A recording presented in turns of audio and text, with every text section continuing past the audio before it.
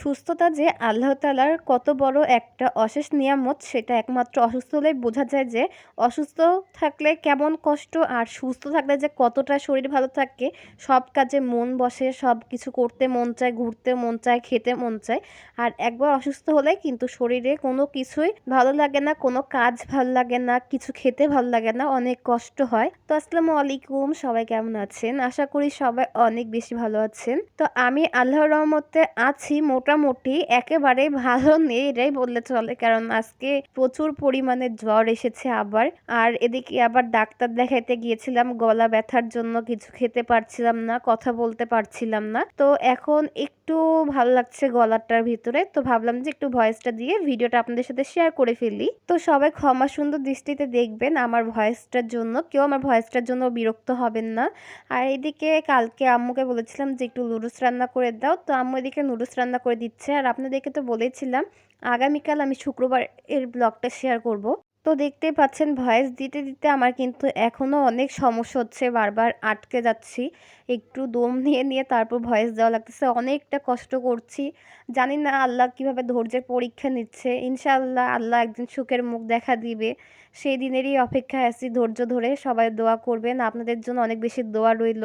তো এদিকে আব্বুকে কিন্তু বলেছিলাম যে আব্বু এবার কিন্তু দুধের জোগাড় করে দিও। তো আব্বু কিন্তু গ্রামে কাজে গিয়েছিল, তো আব্বু ওখানে ফোন করে বলে রেখেছিল আমার জন্য কিন্তু দুধ জোগাড় করে রেখে দিও, আমি নিয়ে আসবো।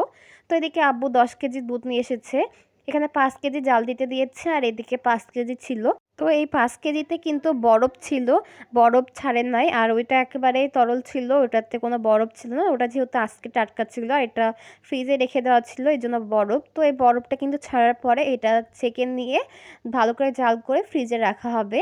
আর এই তো যে বাজারে গিয়েছিলাম, বলেছিলাম যে 2 দিন বাজারে গিয়েছি, বৃহস্পতিবারও গিয়েছি, শুক্রবারেও গিয়েছিলাম। তো শুক্রবারে যাওয়ার পরে এই দেখেন লেবু এখানে 2 হালি নিয়ে এসেছি, ওই দিন 1 হালি নিয়ে আসা হয়েছিল। এখানে সয়াবিন তেল ছিল, ঢেঁড়স নিয়ে আসা হয়েছে, টক দই, তারপরে চিনি গুঁড়া চাল ছিল বিরিয়ানির জন্য। তো এখানে 2 ধরনের চিনি গুঁড়া চাল ছিল, চিনি ছিল 2 কেজি, এর আগে 1 কেজি নিয়ে আসা হয়েছে, জন্য বেশি আর নিয়ে আসা হলো না। তারপরে ছিল কাজু বাদাম, কাঠবাদাম, কিশমিশ, গুঁড়া দুধ। তো গুঁড়া দুধটা কিন্তু সবসময় লাগে, যে কোনো ডেজার্টের জন্য গুঁড়া দুধটা অনেক বেশি দরকার পড়ে।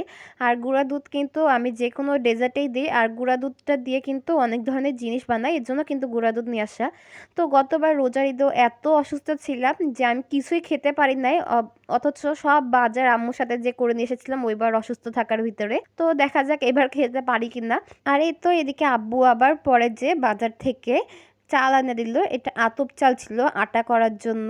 তো যেহেতু আমি আর আম্মু বাজারে গিয়েছিলাম, আতপ চাল পাই নাই, পরে আব্বু আসলে আব্বুকে বললাম, আব্বু বাজারে যেয়ে খুঁজে আবারও নিয়ে আসলো। তো এটা আজকে আটা করতে দিয়েছিল, এটা আটা করা হয়ে গেছে, আমি পরের ভিডিওতে অবশ্যই শেয়ার করব। কালকে ইনশাল্লাহ যতগুলো ভিডিও রয়েছে ঈদের আগের সবগুলো আপলোড দেওয়ার চেষ্টা করব। অসুস্থ থাকার জন্য না আমি কোনোভাবে ব্লগগুলো দিতে পারছি না তাড়াতাড়ি।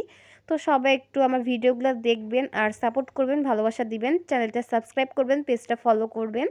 আর এই তো আজকের ব্লগটা এরকমই ছিল, সবাই অনেক বেশি আমার জন্য দোয়া করবেন, সবাই অনেক বেশি ভালো থাকবেন, সুস্থ থাকবেন। আল্লাহ হাফেজ।